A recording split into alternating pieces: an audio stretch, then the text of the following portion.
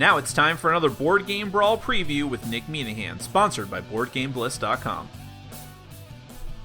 Hey folks, my name is Nick, this is Board Game Brawl, and today we're going to be taking a look at a game that is currently seeking funding on Kickstarter. That game is called Aether Captains, and it's from the company Mage Company. Now, if you like what you see throughout the rest of this video, I'm going to ask you to go to the official Kickstarter project page and find out even more information, more than I could possibly tell you here, and hopefully consider backing the project. That link is going to be up in the top corner of your screen and also down in the description section underneath the video. That will take you to the Kickstarter page.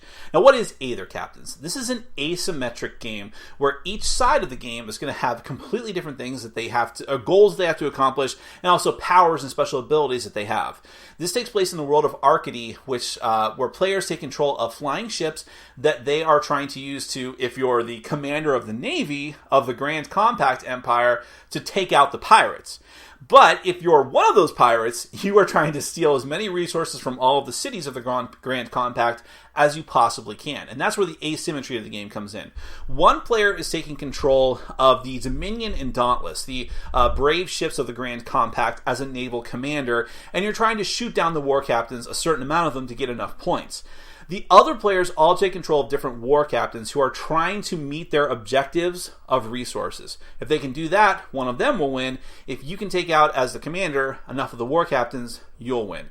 So let me go ahead and give you a brief look at how the game is played with a prototype copy of the game. You'll notice that right away. This is just to give you a taste of what the game is like, but the final version may look way different. Just keep that in mind. Then we're going to come back. I'll give you my final thoughts.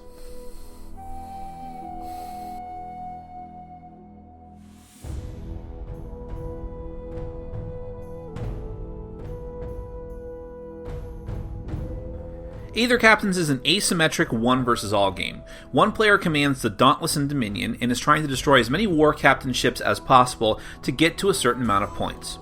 The other players are war captains trying to fulfill their own objectives. To set up the game, you use 20 or 30 tiles to build Arcady, depending on the number of players. The neutral ground tile is placed first, and the other 5 cities of the Grand Compact are set aside. The remaining tiles are drawn from a bag randomly and placed. The tiles are double-sided, with either the domain of the air pirates or the Grand Compact on each side. Depending on the number of players, you must either have 5 pirate and 10 compact tiles, or 10 and 20 respectively. As each player in order draws and places tiles, they decide which is which, following those restrictions. Pirate tiles go on the top half, compacts go on the bottom. After every 4 tiles, the player who placed the 4th adds a city to the map. Each major area provides some type of resource. The resources are firearms, gold, fuel, repair gear, water, and crew. Most of the resources are for the objectives of the war captains or explicitly for the commander, but some are universal, like fuel and firearms. Depending on the number of players, the commander uses either the Dauntless or Dominion player boards or both. You also get a brown 12-sided die, a crew card, 10 or 20 action cards, a combat grid to place your Zeppelin dice, and matching Zeppelin miniatures. These are lined up on the hourglass marks in the shape of the ship. Each side of the dice has various numbers and circles. As you take and repair damage, these dice will rotate and values will change. Red circles represent gun emplacements to attack the pirates. The black squares are gun ranges. The command deck is marked in yellow and control repairs. The engine controls movement and is marked green. All sections have blue circles which represent defense for that section. The general rule for them in the game is that you make a check with the 12-sided die and compare them to applicable numbers on your ship. You must beat the number on your ship, and as you take damage, this gets harder to do. Both the Dauntless and Dominion function similarly, but the dice positions change.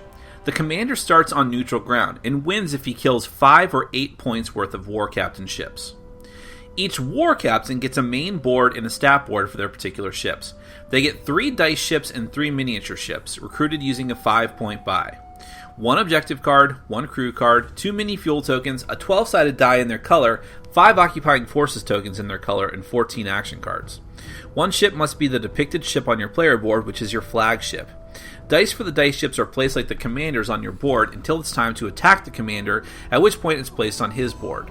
The stat board holds resources and crew. Every ship has different stats. Red is attack, green is strength, blue is its value, and some have a gray upgrade value.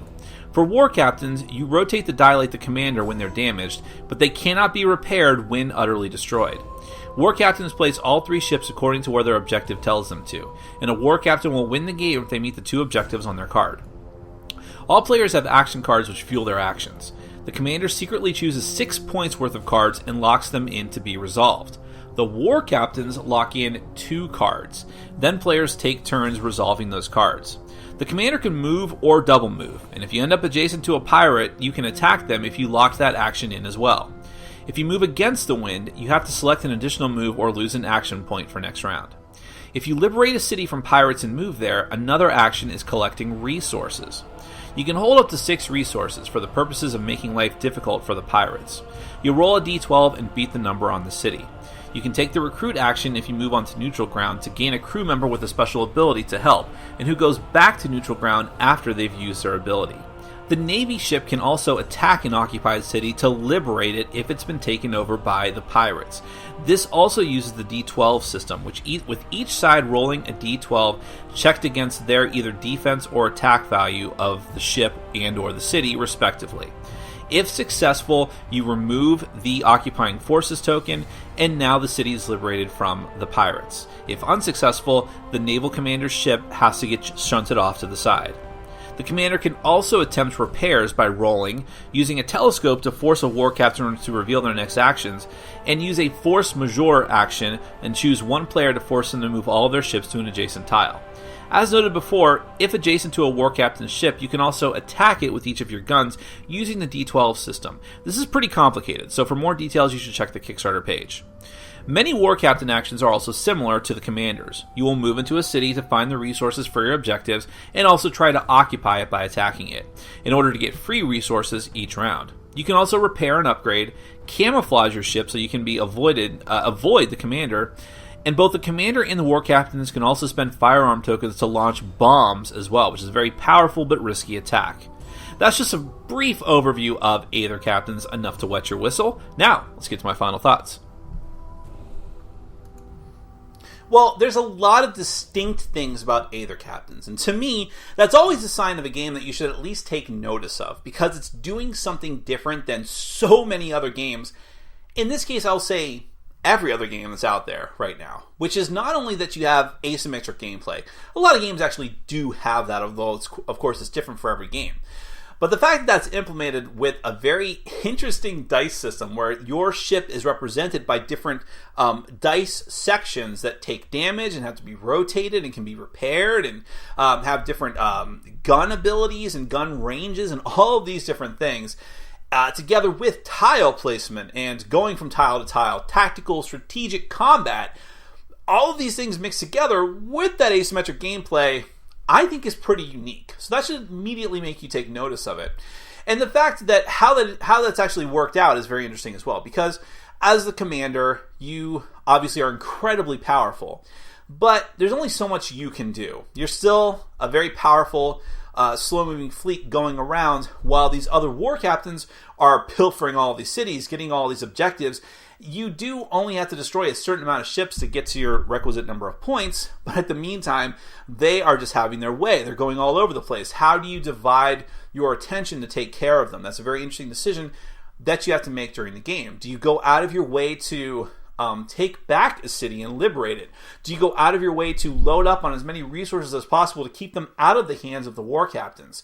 Do you go full throttle, attack every time you possibly can?